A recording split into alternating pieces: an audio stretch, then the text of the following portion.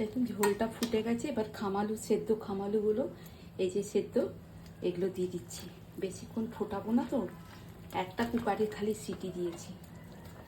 এবারে একটু এই যে কাতলা মাছ ভেজে রেখেছি এগুলো একটু দিয়ে দিচ্ছি।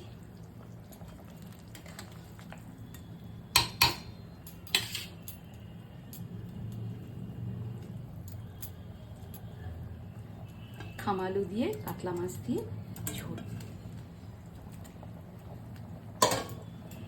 এই একটু এই গরম মশলা এটা এই এর সঙ্গে ফুটবে, আরও টেস্ট হবে। ওপর থেকে একটু ধনে পাতা দিয়ে দিই আর একটু গরম জল দিয়ে দিচ্ছি।